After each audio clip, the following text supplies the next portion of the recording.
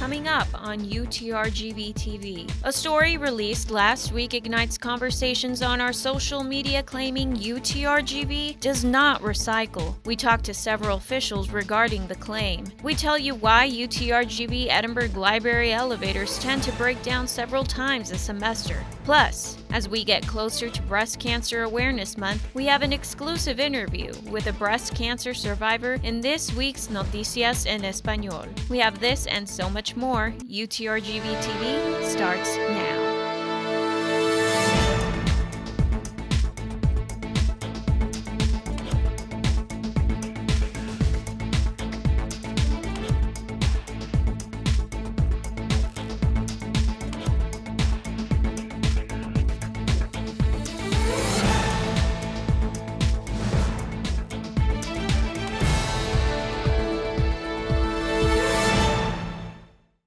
Hey there, welcome back to another edition of UTRGV TV. I'm Juliana Quiroz.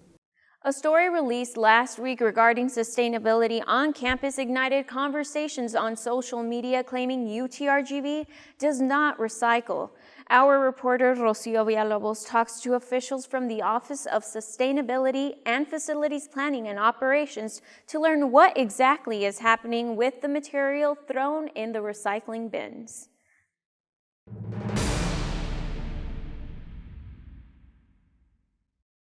Following a recent UTRGV-TV report on the school's sustainability, we received a number of comments saying that despite the various recycling bins located around campus, recycling does not take place at UTRGV. We spoke with the Edinburgh Assistant Director for Facility Programs and Services to find out what exactly happens to these materials upon collection. Custodial department, the building attendants, they're responsible of picking up all the recycled material, and they bring it to a location that we have in campus. While we learned the university does not have an in-house recycling program, Chavez says individual departments can request bins for their materials from facilities planning and operations, which are then collected and processed by local recycling centers. We pass it on to the city of Edinburgh, and they're the ones who designate what is going to happen with that recycling material. Here's where the recyclables such as plastic, paper, cardboard, and metal are kept until city officials come by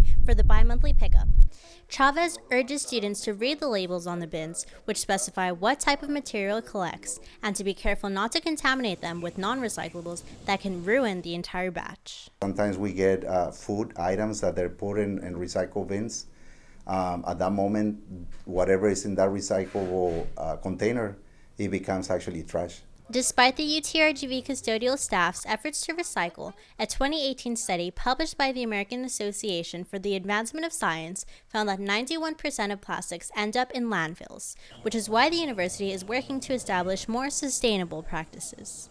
Because recycling isn't as effective, and we haven't been able to do that economically, right now we're looking into other things that are going to be more effective and cut down on the amount of resources used. Due to the predicted high cost and low effectiveness of starting a recycling program on campus, Chief Sustainability Officer Marianela Franklin says UTRGV Sustainability Fellows are instead focusing their efforts on a zero-waste program. Reducing first is the most effective way of actually moving forward. At the end of the day, every action that we take costs money. If we can make it economically feasible for the university, then the university can do this successfully, and then it could sustain the quality. UTRGV Student Body President Ingrid De La Torre agrees that reducing waste is a better alternative to recycling and says SGA members are looking into what can be done. What we want to do and hope to do is turn to composting, right? So composting versus recycling, composting is much more sustainable. This is something we're looking at UT system-wide. We talked about implementing maybe a green fee to help with the feasibility of composting. Students can really move where this university goes as far as sustainability, and we'd love to have them on board because, I think this whole office, that's what we're trying to do. The Office of Sustainability encourages students to adopt personal habits to reduce their carbon footprint, which can be as simple as using a reusable water bottle and recycling at home. Reporting in Edinburgh for UTRGV-TV, Rocio Villalobos. Several times a semester, the UTRGV Edinburgh Library elevators are closed for maintenance issues. Nathaniel Puente spoke with officials on why this issue is so persistent and how it affects the library's operations. It's a nightmare scenario for anyone, but for one UTRGV student, it became a reality, trapped in a library elevator. And even though there is a closed for maintenance sign hanging on the elevator, students will note that this is not the first time that this transportation device has let us down. To get to the first floor of this problem, I spoke with UTRGV Facilities and Operations to find out why these elevators continue to falter. Those elevators were installed in 1978, and the technology is a little bit old. And in some cases, it's very difficult to get the parts because in some cases it's obsolete. Ramirez says the elevator's age is a contributing factor, but also points out that vandalism plays a part in the elevator's problems. I'm not sure, there is people that is disaligning the doors, throwing trash, throwing phones, keys, and this is also, a cause for the failures. He was even willing to share pictures that show proof of this, but the files were lost. And how does this problem affect the library's normal operations? You see a lot of lines waiting for the other elevator that is working. I try to take the stairs when I can, but we're not here to enforce an exercise program. We're here to provide the necessary tools and resources for our students to learn and graduate. Sharp told us he's tried plenty of times to get new elevators in the library, but the process has been tough. Most campuses and most universities suffer from what's called deferred maintenance, if you're familiar with that term, where there are a lot of costs involved in maintaining buildings, and over time those become lower priority to other needs, other costs that are across campus. Ramirez, though, says plans are underway for the project. We recently requested almost $480,000, to do an upgrade on that particular one because this is the oldest one. Although this issue can be frustrating, UTRGV officials are doing everything they can to handle the issue. Reporting in Edinburgh for UTRGV-TV, I'm Nathaniel Puente. A couple of weeks ago, we introduced some of the new dining features that arrived at UTRGV. Turns out these services are exclusive on the Edinburgh campus. Reporter Verilu Infante expands on these changes and informs us if there will be any for the Brownsville campus. Sodexo, UTRGV's dining service, has implemented new features as well as new expansions on campus this semester. In the student union, Chick-fil-A received new products as well as an updated look. Sodexo has also taken healthier approaches with the food on campus, from hosting events with directs such as Motivation Monday and Wellness Wednesdays to implementing plant-forward initiatives with a plant-based station in the campus dining hall. I think it's pretty good. There's many people switching to that lifestyle, and I feel like not having them feel excluded is good for the school and for the students themselves. They don't have to feel like, oh man, I have to bring my food, and they don't have to worry because now they have their options. I think it's really cool. Unfortunately, most of these features are limited to the Edinburgh campus. Yeah, it would be fair. Maybe they could start doing some projects like that here to give more options to students that are healthier, because, well, usually when we're in a rush for class and whatnot, we just get what we can get. So having healthier options for most of us would help a lot. Though we aren't seeing any changes to the Brownsville Student Union this semester, registered dietitian and Sodexo marketing coordinator Susie Gonzalez reassures that the campus, though small, will be constantly changing over time for the convenience of its students and staff. In Brownsville, we're always trying to look for something a little more convenient for our students and staff. We understand that the campus is a bit smaller space-wise. So that will always be ever-changing, and we'll always be analyzing that in Brownsville. Though no changes in Brownsville have been announced, we'll keep you updated for any in the near future. For UTRGV-TV in Brownsville, I'm Verilu Infante. Mark your calendars. Tomorrow, September 24th, is National Voter Registration Day. Here at UTRGV, you'll be able to register to vote from 12 to 2 p.m. at the Student Union Lawn in Brownsville and at the Chapel Lawn in Edinburgh. For more information, make sure to contact Student Activities. The State of the Student Body Address was held last week on both campuses. Student representatives from SGA presented their campus initiatives, including expanding the FYI program, moving towards a zero-waste campus, the differences of evening parking permits, and several other events they have planned. Student attendance was low, but SGA President Ingrid de la Torre says that there are other ways students can reach them. This is a great chance not only for students to get engaged and involved, but also ask important questions, right? So obviously we see like questions on the UTRGV students page. So I know students have questions, right? Events like this are a great opportunity to somewhat get like answers, but at the same time, like students can stop by our office or send us an email. If you have any questions, concerns, or are interested in joining SGA, you can email her at sgapresident@utrgv.edu or call Leadership and Mentoring. Their meetings are open to all students and will be held every other Thursday. Mosquito season is back, which means mosquito-related illnesses are likely to increase. Our reporter, Jose Guerrero, tells us how you can protect yourself from the dangers of mosquito bites. If you've heard these sounds before, you know that unfortunately, mosquito season is back, which means the bloodthirsty parasites are out to eat. We spoke with Dr. Cristo Escalona, the Medical Director of Student Health at UTRGV, and asked her about why there are so many mosquitoes flooding the valley.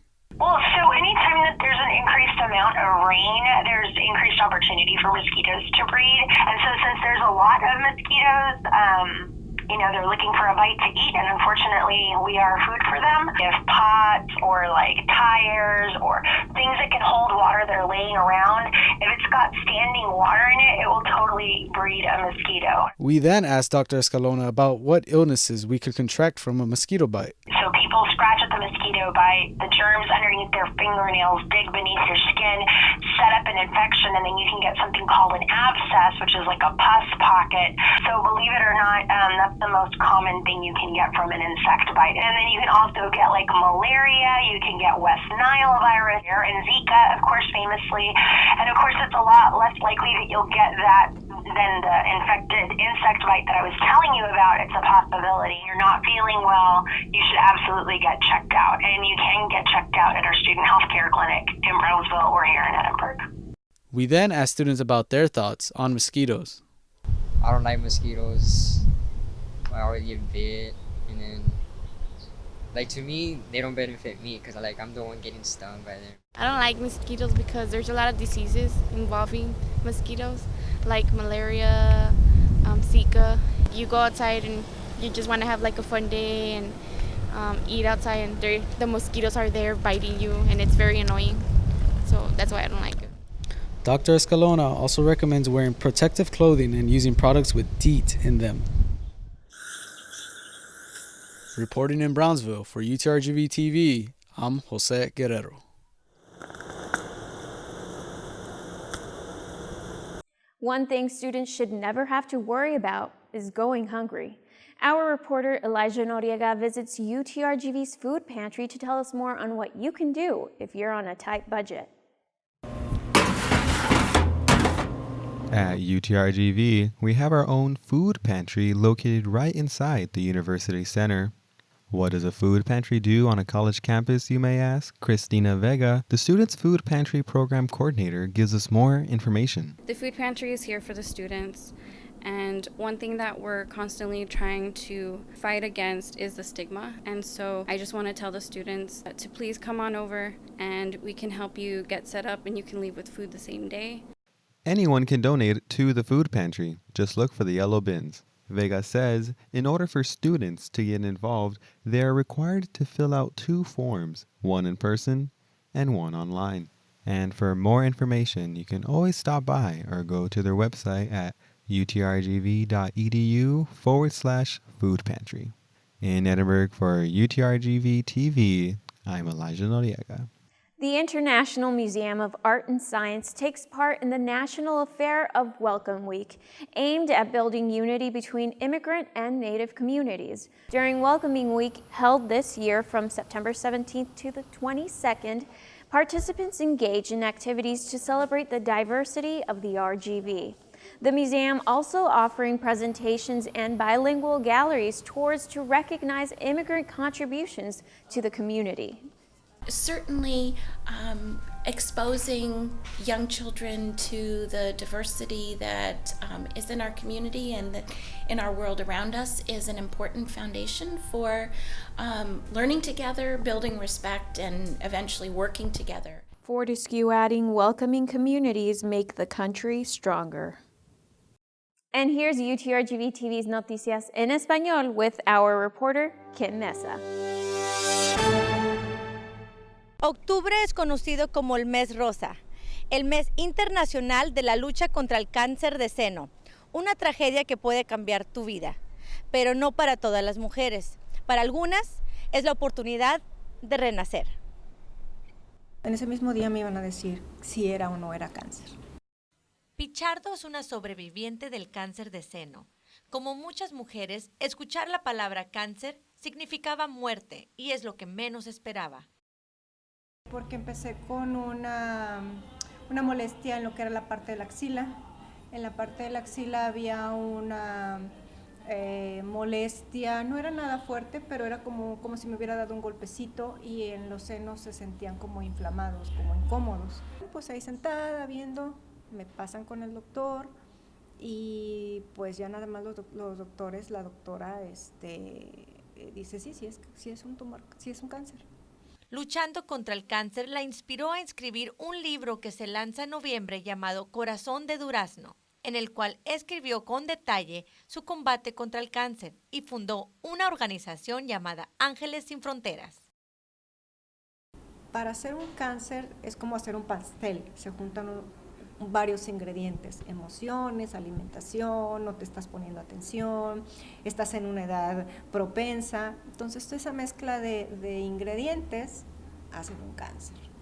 Entonces sí es una manera de que nos cuidemos mucho, hay muchas ayudas, hay muchas alternativas y que nos queramos muchísimo más. Yo he aprendido a respetarme y a cuidarme muchísimo como nunca antes. Pichardo comentó que aunque no tengas antecedentes familiares con cáncer de mama, es importante que consultes con tu doctor para una mamografía. 85% de las mujeres que han sido diagnosticadas con cáncer de seno no tenían antecedentes historianos con cáncer. Es recomendable que todas las mujeres de cualquier edad se hagan un autoexamen diario o mensual para que puedan conocer su cuerpo bien. Para cuando sientan o vean un cambio, consulten con su doctor inmediatamente. Como recomienda Science, es importante como mujer que todos los días del año se haga un autochequeo de los senos. Reportando en Edinburgh para UTRGV-TV Noticias en Español, yo soy Kim Mesa. Now let's send it over to Nathaniel Puente for this week in UTRGV Sports.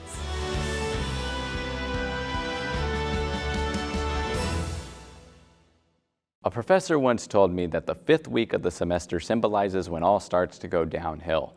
Students of Oxford have even dubbed it the fifth week blues. Well, you might want to check their citations because UTRGV men's soccer clearly did not get the memo. After 4 weeks of traveling to Florida, West Virginia, and some weird place named Austin, the Vaqueros were in Edinburgh for their home opener against the Central Arkansas Bears. If you like defensive struggles, this game was for you. The two teams found no luck in the scoring game until Bryce penalty box finds the net from just inside the box. The Bears are calling for a penalty to no avail, and UTRGV celebrates a hard-fought goal. The Vaqueros would hold on to win and extend their record to 4-2-1, and here's what Coach Lee says contributed to the team's win. I think the fact that we were able to maintain our focus for that 90-minute game, that's what earned us the win, and that's what I'm most proud of. College sports are filled with rivalries that stretch back decades and even centuries.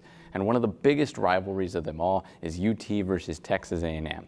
Now, most people think that's secluded to the Longhorns and the Aggies, but that's not true because if you look at the South Texas Showdown, which faces UTRGV versus Texas A&M Corpus Christi, or even UT Arlington versus Tarleton State, so there are many teams across the systems that have rivalries with each other. Well, worlds collided just a bit because UTRGV women's soccer faced the 15th ranked Texas A&M Aggies. This weekend, the Vaqueros headed up to College Station and they were outmatched. The game played out that way too. Texas A&M got the scoring started in the first 5 minutes and did not take their foot off the gas pedal. The Aggies broke through for 5 goals on the day.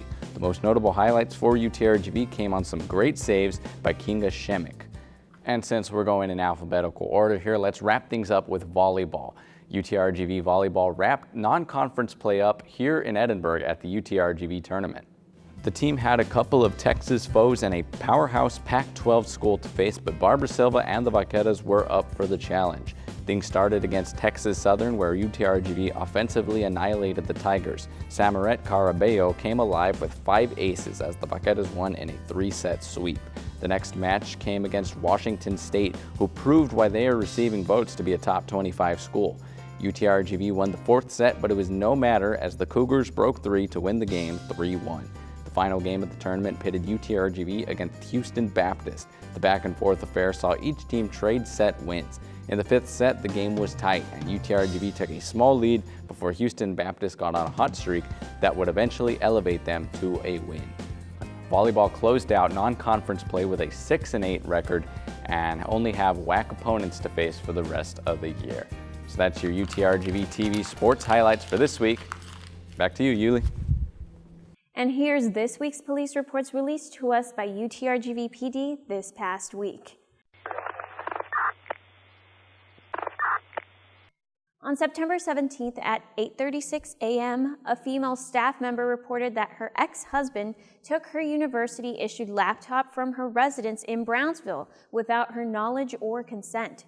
She filed a police report with the Brownsville Police Department. The ex-husband has since been arrested for theft, but the laptop has not been recovered. At this time, it is unknown if the computer contains security-sensitive information. On September 18th at 11:34 a.m., an officer conducted a traffic stop on a vehicle for a traffic violation. The operator was identified as a female student. A check on her driver's license revealed 5 traffic warrants for unpaid fines of $950. The warrants were confirmed and she was arrested without incident. The vehicle was released to a family member at the scene. The student was issued written warnings for traffic violations and jailed in the Edinburgh City Jail. On September 19th at 12:20 a.m., a female student reported that someone placed a note, food, and a teddy bear on her bed in her room without her knowledge. Upon further investigation, it was determined her mother wrote the note and left the items inside her room. It is unknown what time or how the mother entered the room. The lead resident assistant was on site and explained to the student to speak to her mother about the rules and regulations of the apartment complex. That's all we have for you today, but remember, if you have a story you would like for us to know about or know someone who is making an impact on campus or in the community, you can contact us through our social media or email us at tv@utrgv.edu. We have community and UTRGV news for you every week. See you next time.